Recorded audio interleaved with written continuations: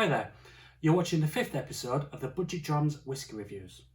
In this review, I'm going to be looking at the Glen Garioch 1797 Founders Reserve. So, shall we take a look at the distillery? Glen Garioch was founded in 1797 by the John Manson family, and as well as a distillery, it was also used as a brewery. It is located in Old Meldrum between Aberdeen and Banff, and is the most easterly distillery in Scotland. Originally, the distillery was named Glen Garioch as one word. However, no one seems to know when and why this was split into two separate words, Glen and Garioch. The distillery changed hands several times between 1797 and 1837, when it eventually came back into the Manson family. John Manson's son, who was also called John, came into the business to help operate the distillery. And when his father died in 1838, he took over the business until 1884, when the distillery was bought by J.G. Thomson & Co., a firm of wine and spirits merchants from Leith, and was then joined by fellow Leither William Sanderson, who was one of the most influential figures in the whisky trade at the time. William Sanderson launched the VAT 69 blended whisky in 1882, and Glen Garioch became the heart malt of this famous blend. This blend was known as the finest whisky sold at the present time by the War Office Times and Naval Review. William Sanderson died in 1908 and was succeeded by his son William Mark, who was a partner in the firm since 1892 and decided to look into the overseas markets of Australia, Sweden, Denmark, Germany, Belgium and France, and after March in the same year, the USA. 1921 saw William Mark Sanderson buying the entire shares of the Glen Garioch distillery, as well as a warehouse in Leith, and was sole owner until his death in 1929. William Marks' son sold the distillery to Booth Distilleries Limited in the early 1930s. World War II saw whisky sales drop by 2/3, with production ceasing in 1943-44. It wasn't until 1960-61 that Glen Garioch were able to meet demand again at pre-war level. Glen Garioch was sold again in 1970 to the Glasgow whisky broker and then owner of Bowmore Distillery, Stanley P. Morrison, for £150,000.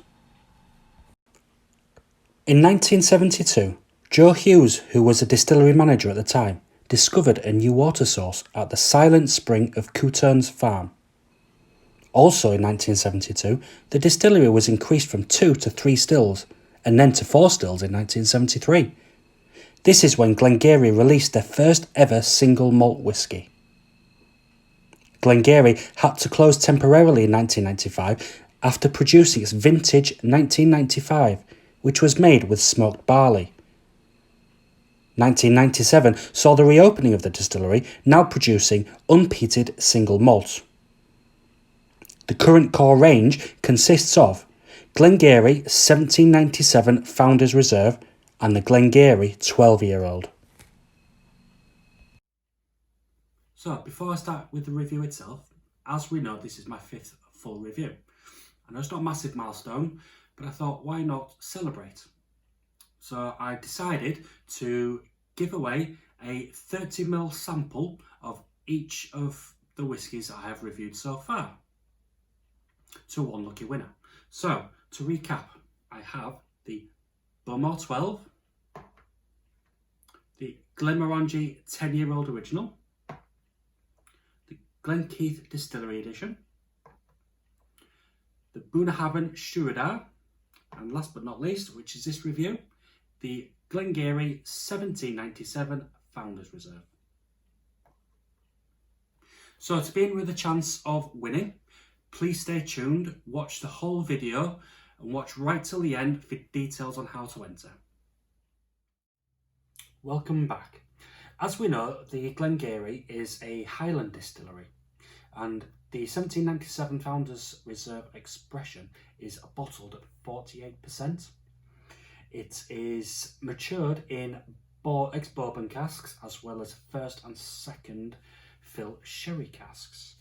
Now, the average retail price is £35.65. However, I paid £34.95 on Amazon. It is non-chill filter, but it does have added colouring. So, should we take a look at the whiskey itself?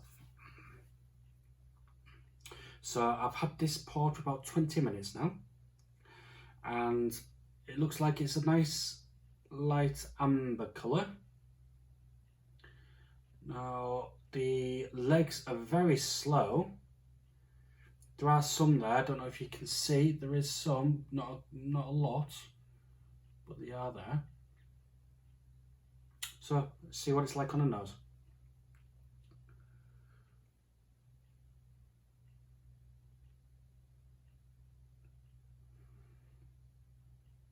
Okay, so you can get your vanilla and honey notes from the bourbon casks. I'm getting a bit of caramel, cooked fruit. I'm getting some toast notes as well. Slightly burnt, but not much, just a little burnt. I'm getting heather, some grassy notes as well. Grassy with a bit of hay.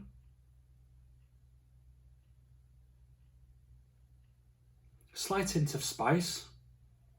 I think it's a little bit of white pepper.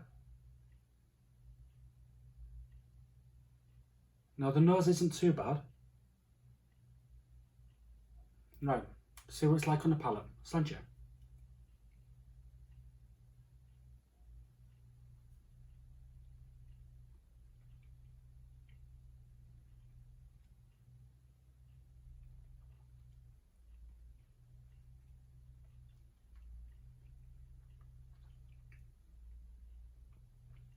Right. It's quite harsh on the palate. Getting green apples. It's a little bit fruity. It's very sharp and crisp. But I'm not getting much at all. It's lacking flavours.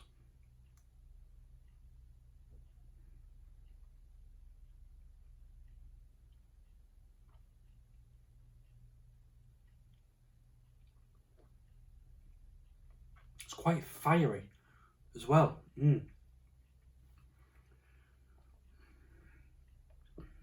It's definitely not a whiskey for a beginner.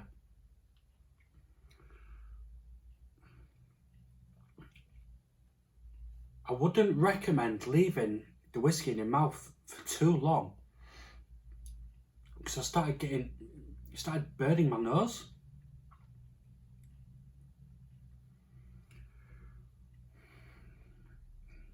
There's not much flavour in this at all. Now the finish is harsh as well. It's spicy. It's warm on the tongue. But it's also warm on the throat, down the throat. Very warm. Probably say it's a medium finish. I'm getting some perfume vapours, but right at the end, like a wet compost.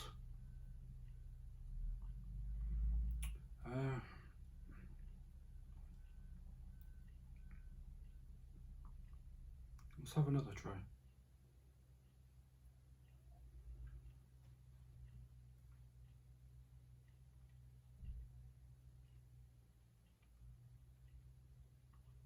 It's a little bit oily.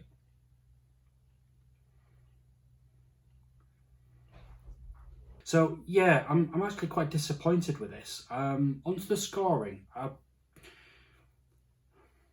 say the nose, I would give the nose a 7 out of 10. But the palate and the finish, I'm disappointed with. I'm going to give them 6.5, 6.5 each out of 10. So looking at the price, average retail price £35.65. I paid £34.95 for it on Amazon. You can get a lot better whiskies at a lower price than this, either online or in a supermarket. So the price, I'm going to give a 6 out of 10. I don't think this is worth £35 at all, comparing to others that I have tried. So conclusion, as you know, I'm extremely disappointed. I'm so disappointed I'm actually reluctant to try the 12-year-old actually. But I know a lot of non-age statement whiskies don't divulge the age of the whiskey. I couldn't find any information anywhere of how old the whiskey is in this expression, but at a guess, I would say it's extremely young.